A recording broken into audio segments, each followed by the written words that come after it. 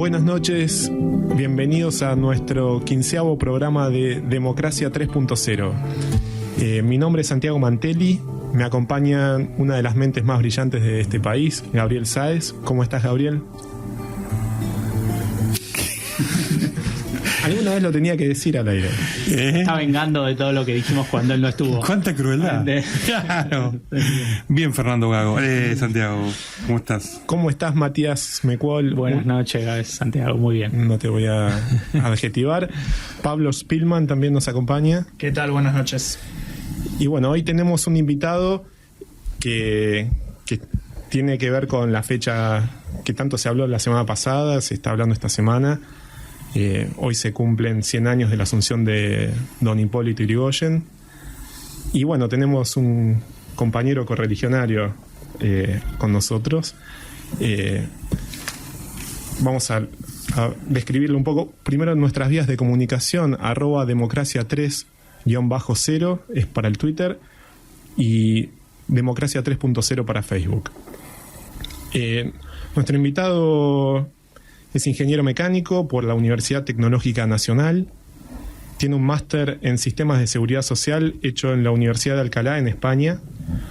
Fue diputado nacional en 3 periodos de mandato cumplido, el último entre 2011 y 2015, y también diputado provincial entre 1987 y 1991. Nos contaba brevemente que se acercó al radicalismo en el año 72. Con nosotros Eduardo Santín. ¿Qué tal? Buenas noches, Eduardo. ¿Qué tal, Juan? Un gusto. Muy bien. Tenemos una pregunta con la que arrancamos todas las entrevistas, que tiene que ver con ¿para qué trabaja todos los días usted, ¿no? ¿Cuál es el fin? ¿Qué meta persigue? Esto, recién hablábamos previamente un poco, es muy rico en el caso de usted, que viene de la función pública o de un mandato legislativo cumplido, entonces como que seguramente hay un reacomodamiento. También es colega nuestro, ¿no? Es periodista, tiene un programa es conductor de un programa en Crónica TV. Sí, eso es periodista, conductor, digamos, bueno, ayudamos, digamos, es un programa de servicios en la que intentamos desgranar las preocupaciones que tienen los hombres y mujeres que están por jubilarse, jubilados, es decir, siempre lleno de dudas, digamos, porque la legislación es muy compleja, es decir, la realidad siempre está en contra de ellos, digo, así que, digamos, nosotros tenemos, si bien hemos avanzado muchísimo en lo que es nuestro sistema de seguridad social, estamos muy lejos de la perfección y tenemos que tender hacia eso, pero digo, la realidad es que toda la gente tiene la sensación de que gana mal, ¿no? Claro. Y bueno, se le generan muchas dudas y el jubilado no tiene otra cosa que pensar que en su jubilación, porque de eso vive todo el mes, se levanta a la mañana pensando cuándo empieza a cobrar y esto tiene que ver con cuando uno gana 5.600 pesos como es ahora una jubilación mínima, bueno, hay que ser un mago, ¿no? Para llegar a fin de mes, sí, para poder subsistir. Entonces no es una sensación, digamos, es cierto que cobran mal. Cobran mal, claro, sí, digamos, cobran por debajo de lo que es la línea de pobreza. Así que, pero esto también tiene que ver con que en la Argentina los sueldos de los activos también son muy malos. Claro.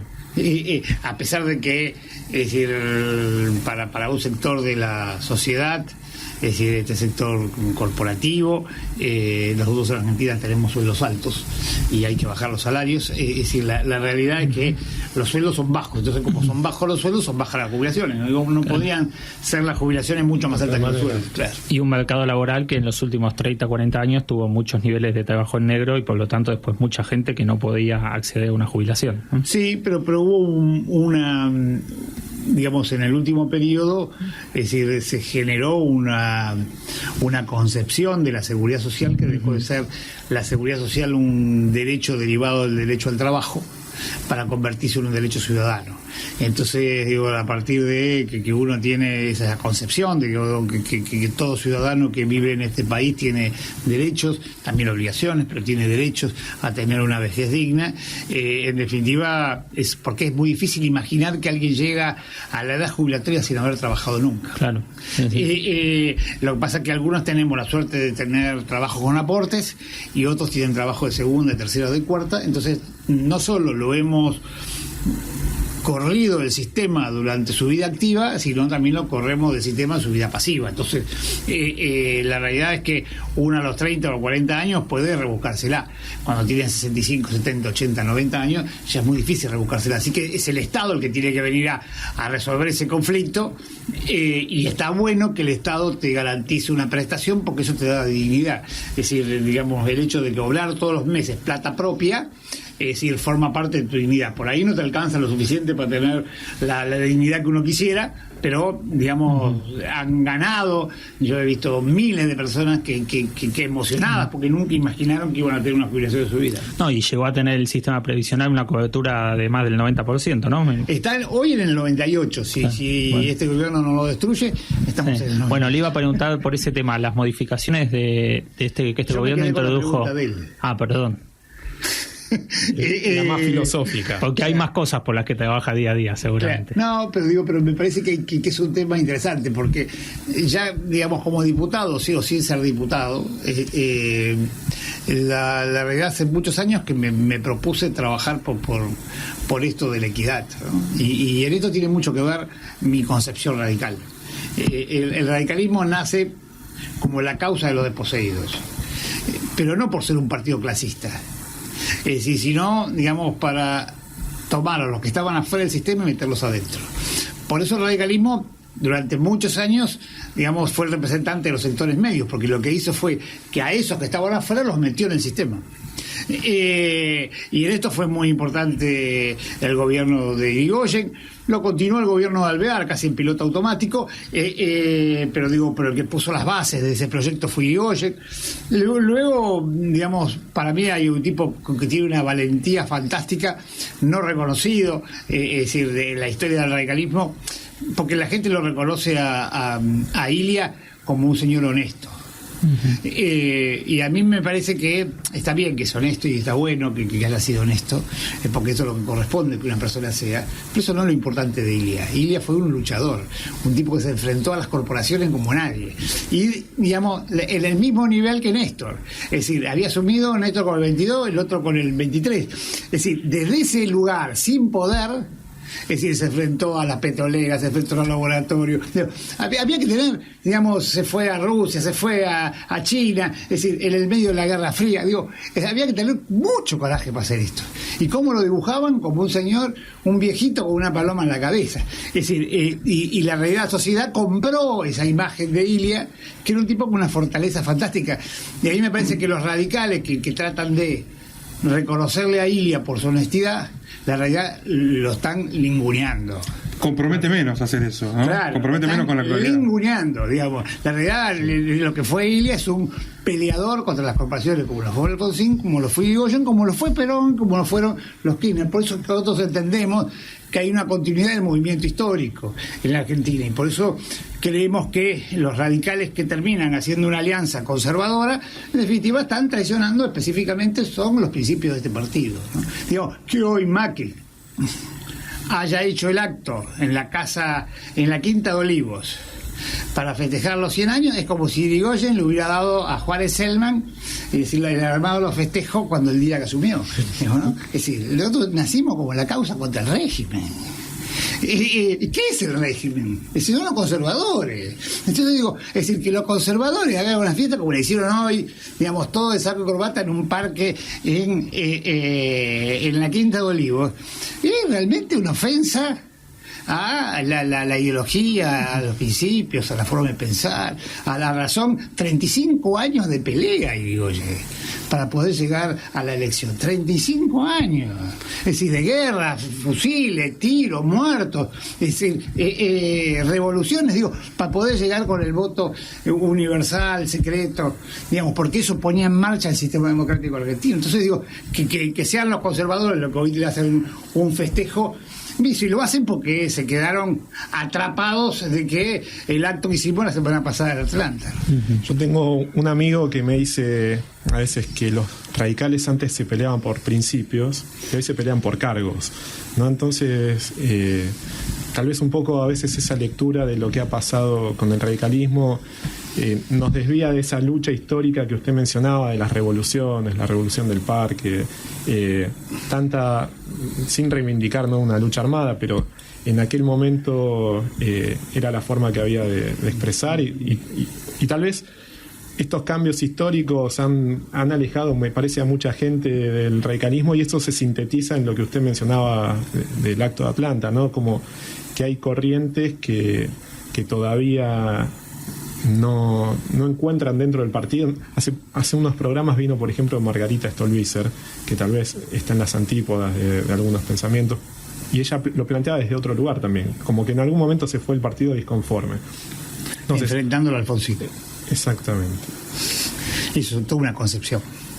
Ella se fue del partido enfrentándolo a Alfonsín. Pero igualmente habló muy bien de Alfonsín, ¿no? Como... Bueno, pero digo, la realidad, es decir, hoy parecería que es negocio, pero digo, la realidad es que ella se va del partido y se hace famosa porque lo enfrenta a Alfonsín en una interna, pierde la interna contra Alfonsín, y los conservadores del partido, Sanz y Morales, la hacen secretaria general del partido. Entonces digo, es decir, la realidad, ella se va enfrentando específicamente a esos sectores populares del radicalismo. Pero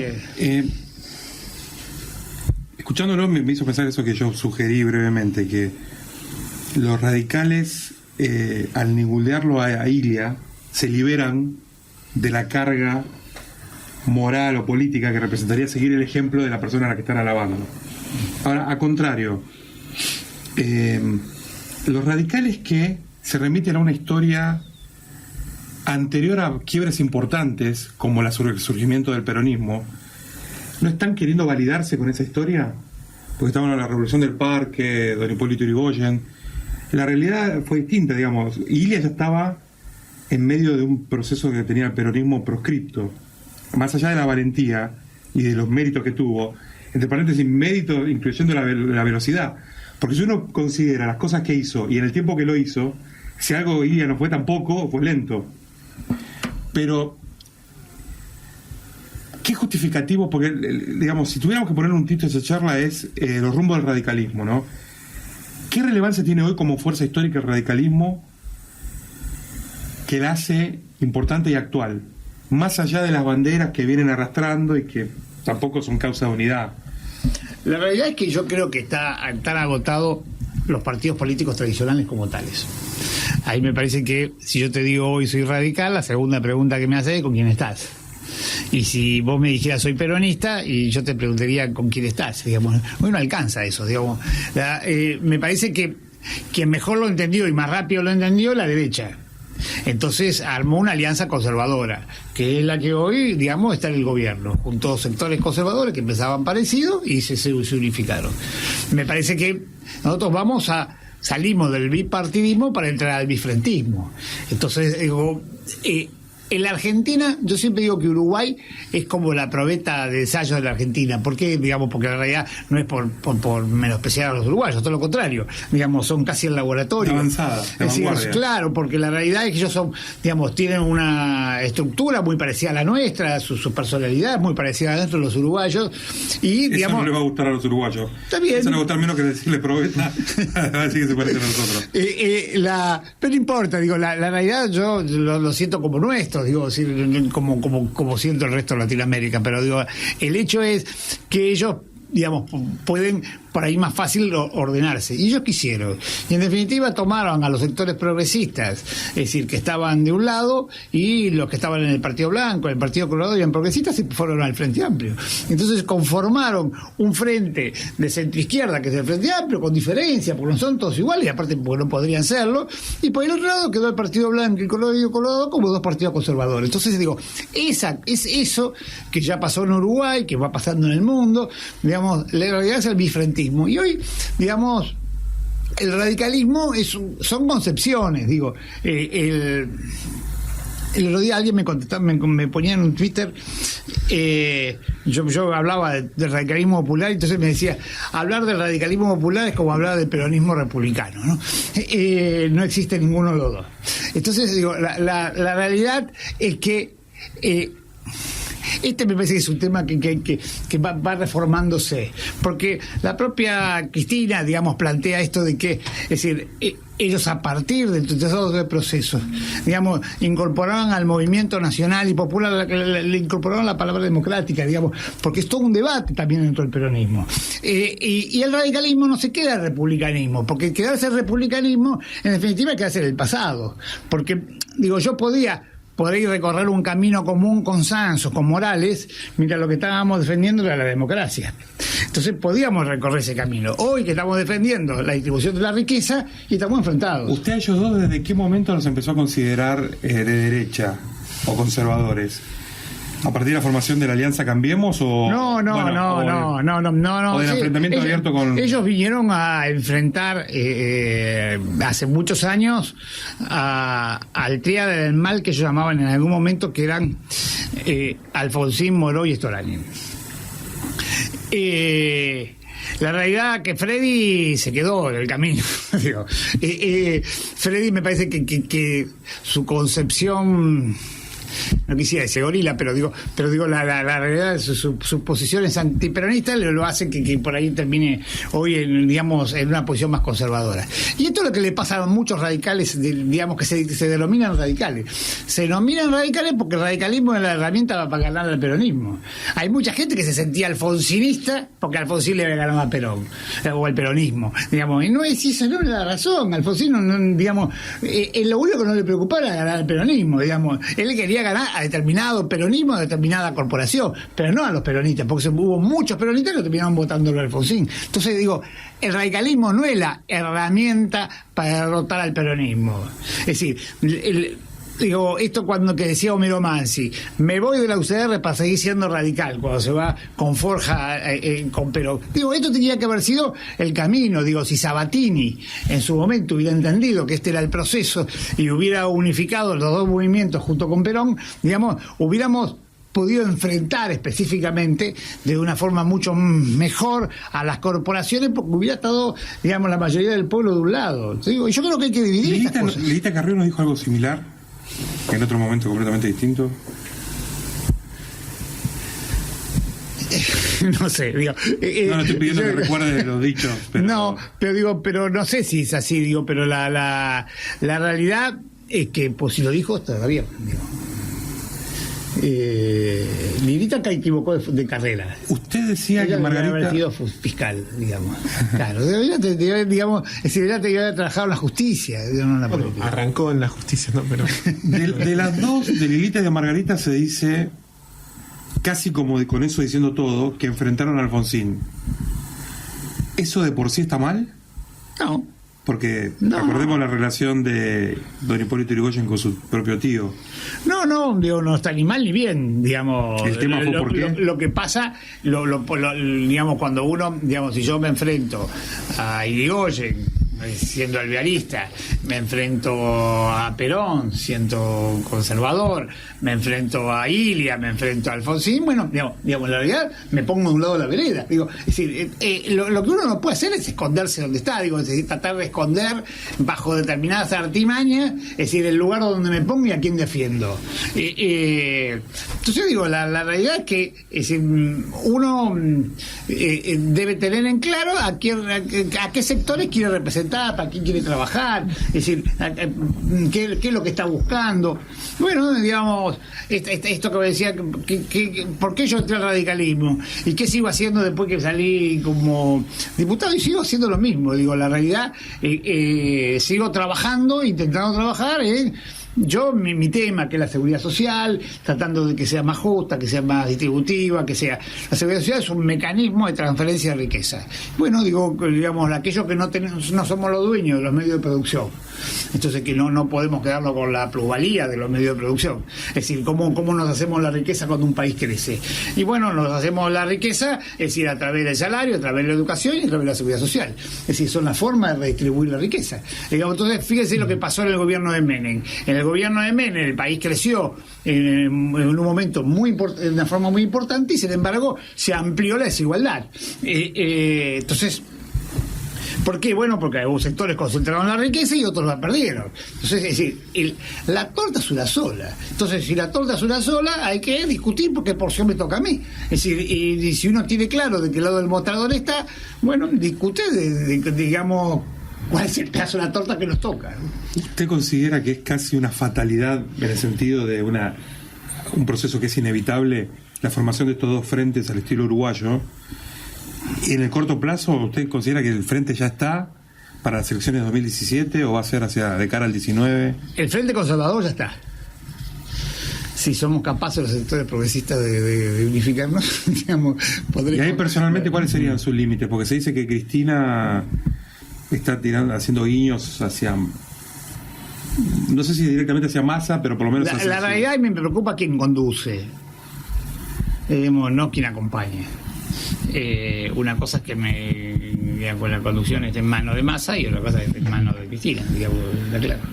Entonces no me preocupa que si Massa acompaña un determinado proyecto, digo, porque recién te decía, hay hombres y mujeres que acompañan a Massa que son tipos muy interesantes. Es decir, yo por Arroyo tengo el mejor de los conceptos. Es un tipo que entiende la problemática social como pocos tipos se lo entienden, son estudiosos del tema y la entiende perfectamente. Entonces digo, la realidad y la Baña, yo creo que entendió cómo había que hacer, digamos, una devaluación en Argentina, si bien la devaluación la hizo Remes, es decir, esa de la devaluación asimétrica, digamos, porque no se puede hacer lo que hicieron estos señores, es decir, devaluar y al mismo tiempo eliminar retenciones, porque, digamos, no solo que te bajan el salario fenomenalmente, sino que aparte te ponen los precios internacionales. Entonces, digo, la realidad es toda la transferencia para el tipo que tiene salarios en pesos. Entonces, la devaluación asimétrica del gobierno de Duhalde fue una cosa interesante, que estuvo basada específicamente en un tipo inteligente como era Baña.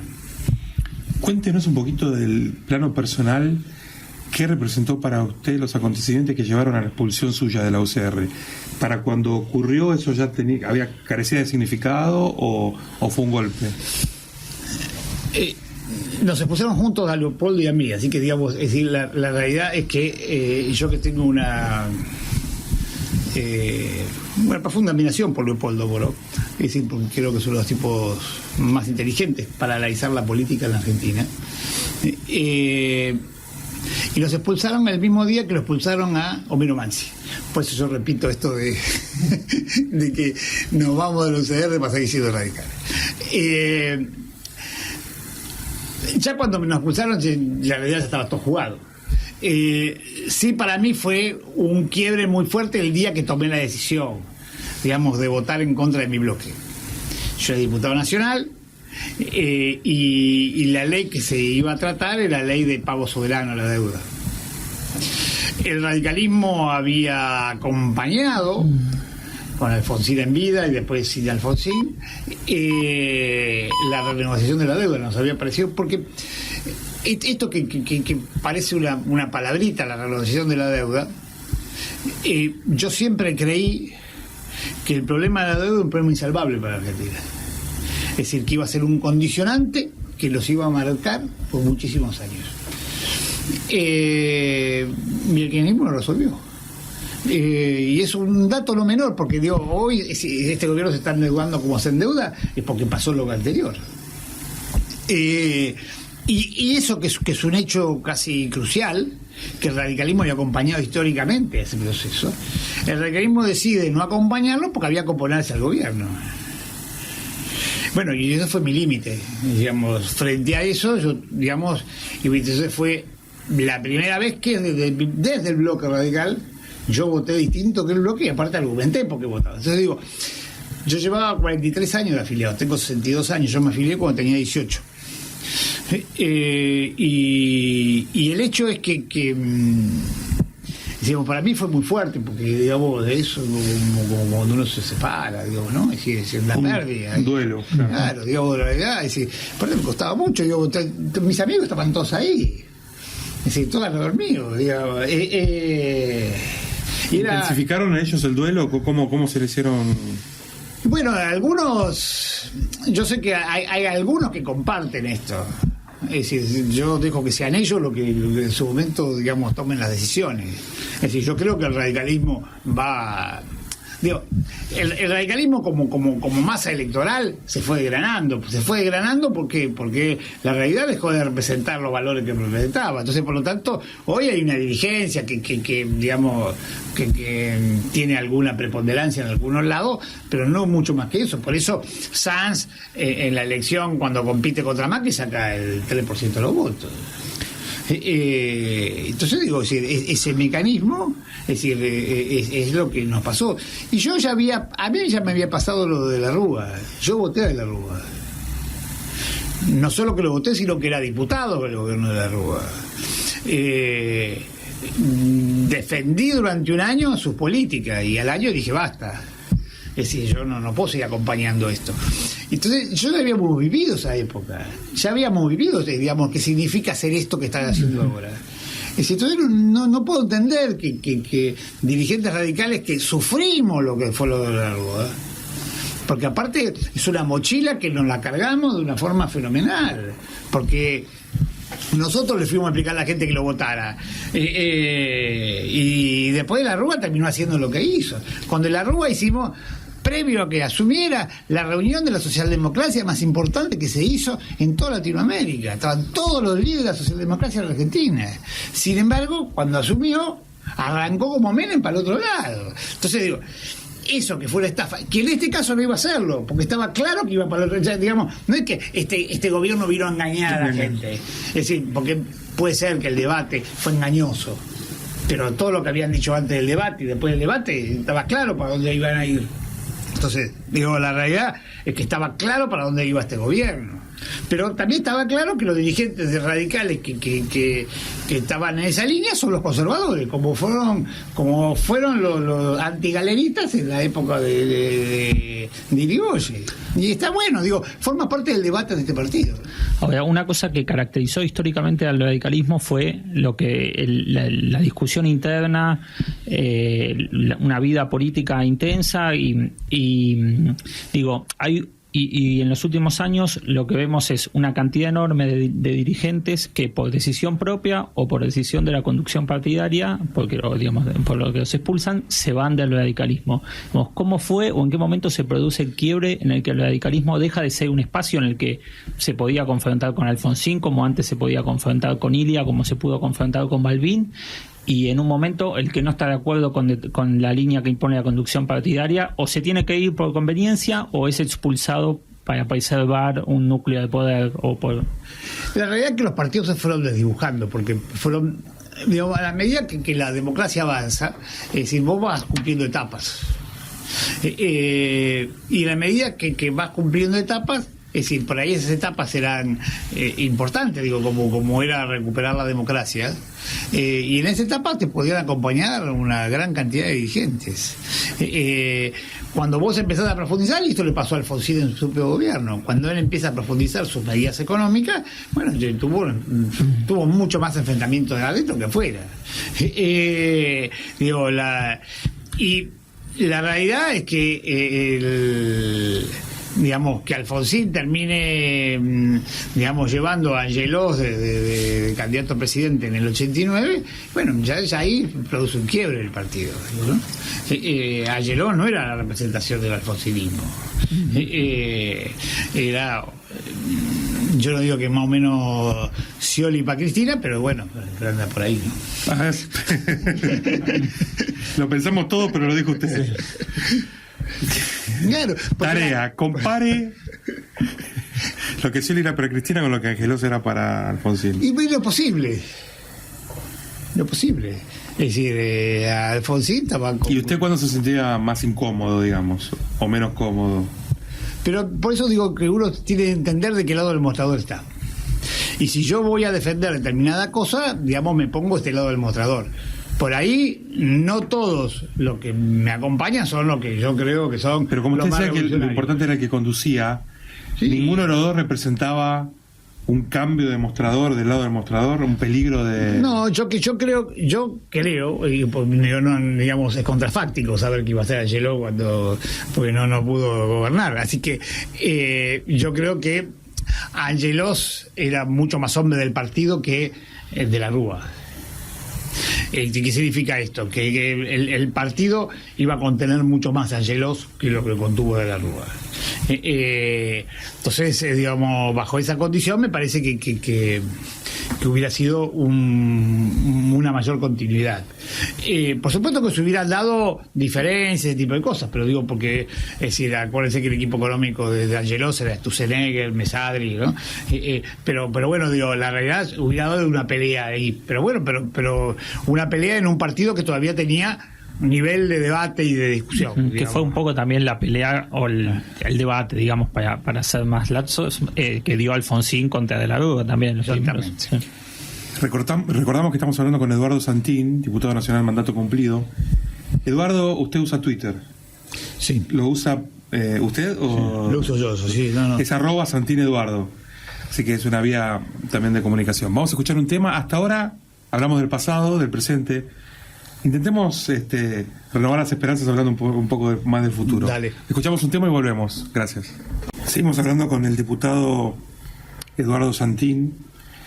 Y en varios momentos de la conversación se usó la figura del mostrador.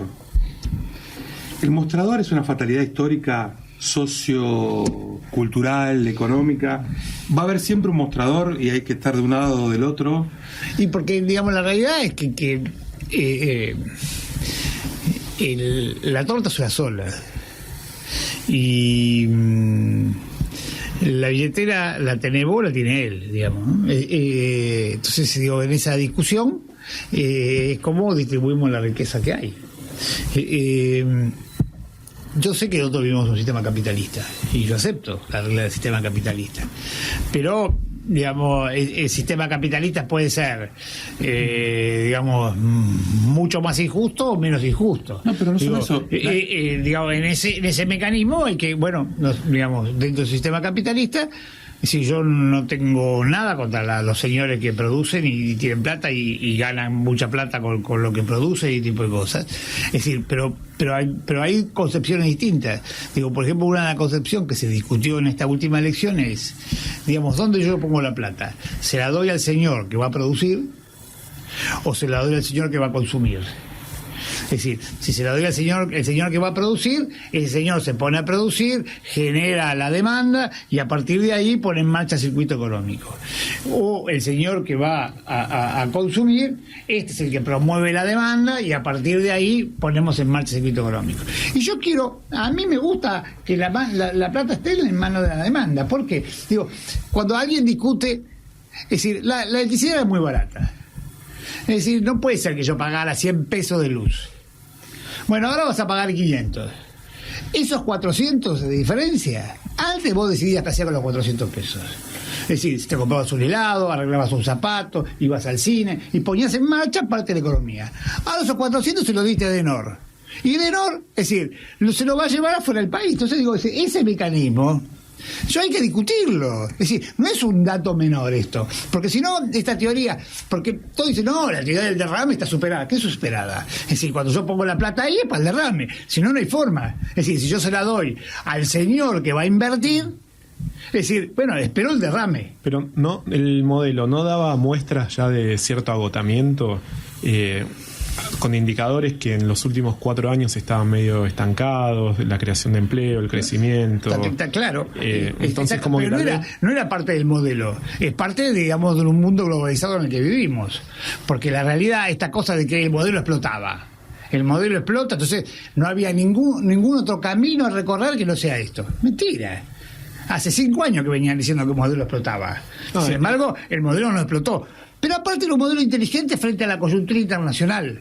Porque hoy hay un mundo que no compra, sino que vende. Entonces, en ese mundo que hoy está sobreestoqueado y no te compra ni un chupetín, digamos, vos tenés que fortalecer tu mercado interno. Entonces digo, esto lo hace Estados Unidos. Cuando lo hace Estados Unidos, a todo el mundo le parece fantástico.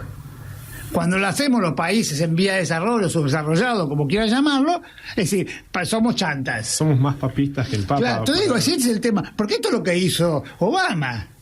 Entonces digo, es decir, fortaleció su mercado interno para poder poner en marcha la economía. Digo, y esto es lo que nosotros debíamos hacer.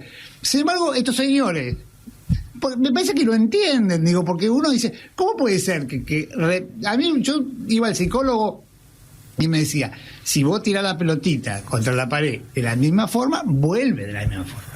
Si vos no cambiás la forma que tira la pelotita, siempre va a volver igual. Bueno, es decir, la realidad, volvemos a tirar la pelotita de la misma forma. La tiramos de la misma forma y va a volver de la misma forma. No hay mucha diferencia en esto. Pero en la descripción puntual que usted hacía hace un minuto, de el que produce o el que consume, eso en otras palabras se podría decir que es poner a la burguesía en contraposición, los intereses de la burguesía contra lo de la clase trabajadora.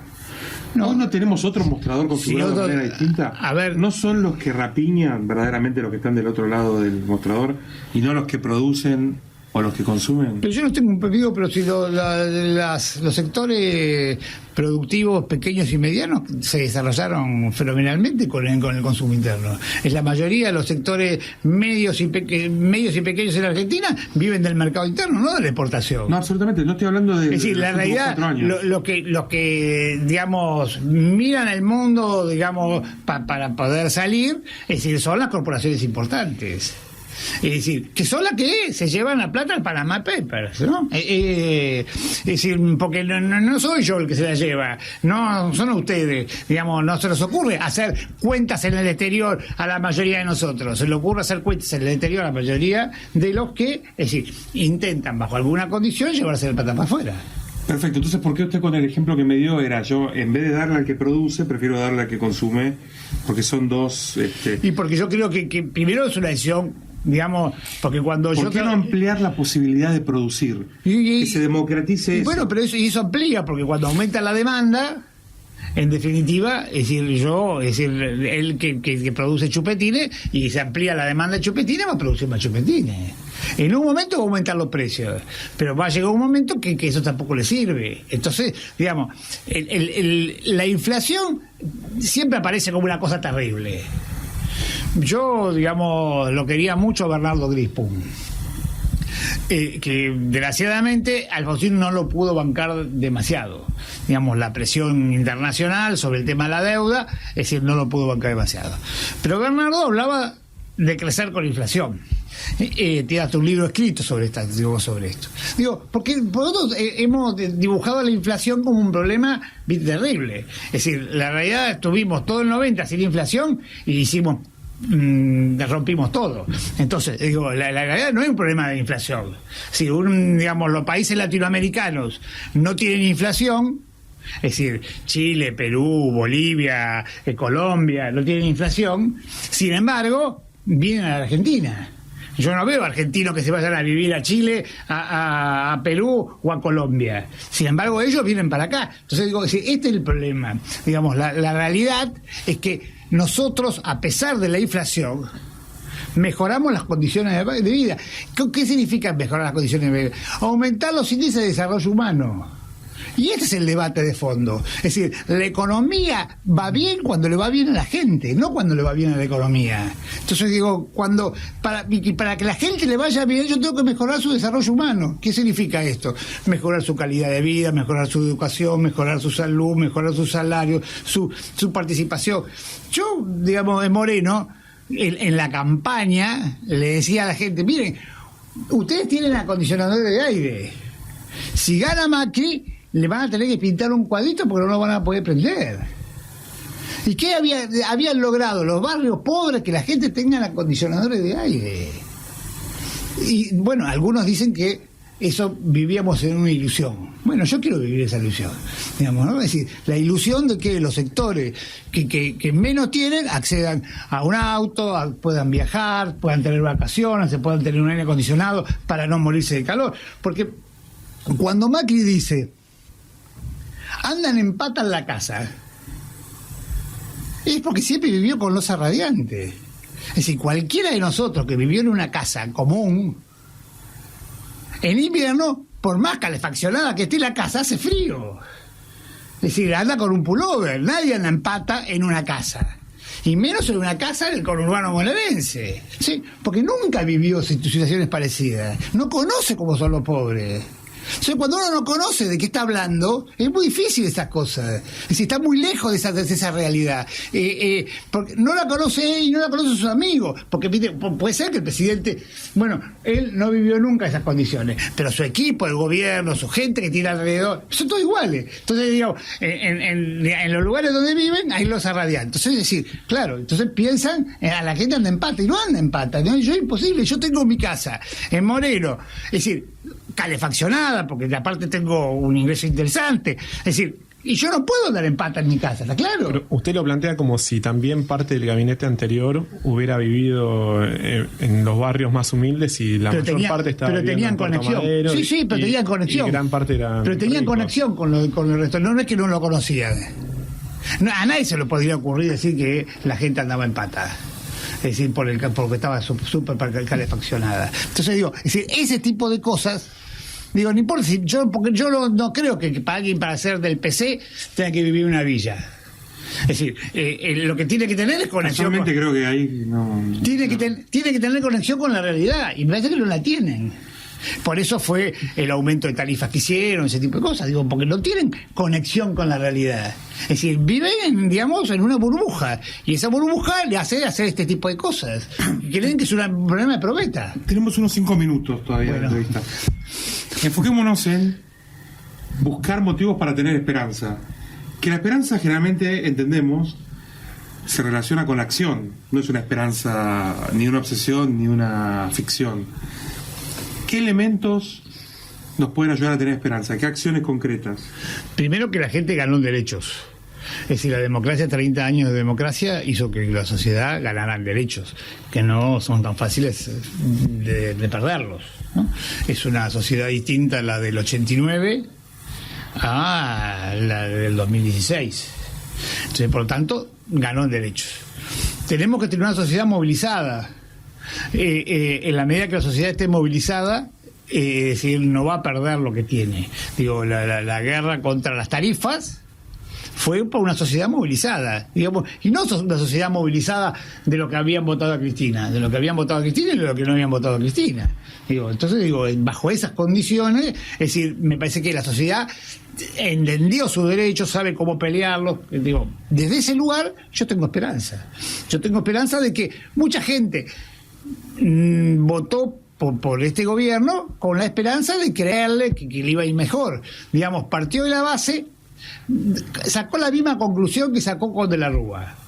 Es decir, ¿qué pasaba con Menem? Es decir, quería mantener el 1 a 1 y vivir en un país sin corrupción y con más derechos. Bueno, digo, no cerraba ese esquema. La sociedad ahora ¿qué se planteó? Y bueno, quería vivir igual que con Cristina, con un señor que no hablara por la cadena, ¿no? Es decir, todos los días, y le hiciera le picoteara el cerebro, es decir, como lo picoteaba Cristina, porque también eso, no hay duda que maltrató a la gente. Es decir, porque con la idea de poder transmitir su mensaje, terminó picoteando en la cabeza de la gente y poniéndola, digamos, en situaciones complejas. Entonces, el hecho... ¿Usted tiene esperanza en un retorno del liderazgo de Cristina fuerte, sin alguno de estos males que... A mí me parece que uno de los serios problemas que tiene Argentina es que todos estamos llenos de candidatos y nos faltan dirigentes. ¿Cuál es la diferencia entre un candidato y un dirigente? Es que el candidato da siempre buenas noticias, el dirigente a veces da buenas noticias, a veces da malas. Es decir, se juega, dice yo voy como, no sé, digo, yo siempre pongo los casos de Alfonsín, digamos que son siempre los que más me gustan. Digamos, Alfonsín en el 82 se enfrentó a la guerra de Malvinas, es decir, la gente lo repudiaba por la calle. Es decir, 6 meses después lo estaban votando como presidente de la República. Pero en ese momento fue el único que no viajó en el avión a Malvinas. El partido viajó. Es decir, Contín se fue con digamos, toda la cúpula de los dirigentes políticos de la Argentina, se fueron a Malvinas. Es decir, Alfonsín no solo no fue, sino que se enfrentó. Alfonsín hizo la reforma de la Constitución, pagando todos los costos. Pero él sabía que, es decir, pagando esos costos podía hacer una mejor calidad de vida. Esos son dirigentes. Es decir, digamos que están dispuestos a pagar costos políticos. En la Argentina estamos llenos de candidatos. Como no pueden decir cosas porque si no salen de la tapa los diarios, siempre tienen que decir cosas que los diarios lo van a reproducir. Entonces, sí, yo no me preocupo. Hoy Cristina es la que está en condiciones de construir este espacio. Si es la candidata o una candidata, no lo sé. Digamos, la realidad, ella está en condiciones de construir este espacio. Ella tiene un liderazgo para construir este espacio. No ha sido, digamos, no es como Néstor una constructora. Es decir, digamos, ella tiene un liderazgo, que son dos cosas distintas. Si ella, como dijo el otro día de Atlanta, va a poner todo su esfuerzo en la construcción de este espacio, está buenísimo, porque ella tiene la capacidad para poder hacer esto y aglutina una masa importante de la sociedad. Que sin sectarismo podemos abrazarlos todos y podemos enfrentar un proyecto que es exclusivo, excluyente, digamos, más que exclusivo. Entonces, me parece, yo tengo esperanza, porque si no, digamos, no tendría razón que uno siguiera militando, pero la realidad me parece que hay espacio para dar esta pelea. Y sobre todo lo que yo veo de este lugar es que hay una masa joven, como todos ustedes. Digamos, los jóvenes tienen una esperanza, digamos, mucho más importante que los viejos como yo. Si uno ve hoy la actualidad política de Argentina, ve que hay radicales que están con Cristina o que estuvieron con el kirchnerismo, hay radicales que están con Massa, hay radicales que están en la fuerza de gobierno. Todos tienen algo en común, aparte de que seguramente todos piensan que son los portadores de los valores históricos del radicalismo, pero tienen en común que se sienten representados por un dirigente político que no proviene del radicalismo. El radicalismo está condenado a eso, a discutir quién representa mejor esos valores y no a discutir cómo ser representante. La realidad es, yo de lo único que soy fanático es independiente. Por lo tanto, digo, si voy a votar porque soy independiente y no tengo mucha explicación. Como el radical. Como Alfonsín.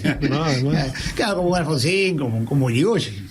Sí. Como Casella, digamos, estamos llenos de radicales independientes. Pero digo, más allá de eso, digo, ahí no tengo explicación. Soy independiente, soy fanático y digamos, sufro y gozo con independiente. Gozo últimamente menos. Pero de la política no soy, digamos, no es un tema de fanatismo. Es decir, no me preocupa que, digamos, si tiene que ser un radical o no es un radical. Es decir, ahí me importa que el proyecto vaya para ese lado. Digo, la realidad es que yo podría hacer críticas al gobierno de Cristina, digamos, de cosas que no me gustaban demasiado, pero el barco estaba en la dirección más o menos correcta. Iba para el lugar que yo quiero que vaya. Ahora va para el otro lado. Entonces digo, frente a eso, yo a eso lo enfrento. Lo enfrento con las reglas de la democracia, digamos, como se debe enfrentar estas cosas, digo, por supuesto. Pero este es el tema. Me parece que uno, digamos, en principio no puede pensar que tiene que encontrar lo ideal. Lo ideal para mí había sido Alfonsín. Bueno, ya está, pasó. Digamos, así como Alfonsín condujo un momento al movimiento histórico argentino y no pudo, digamos, profundizar el tercer movimiento histórico, tampoco pudo Néstor profundizar la estructura que intentó. La transversalidad. Bueno, digo, la realidad es que hay que seguir haciendo intentos.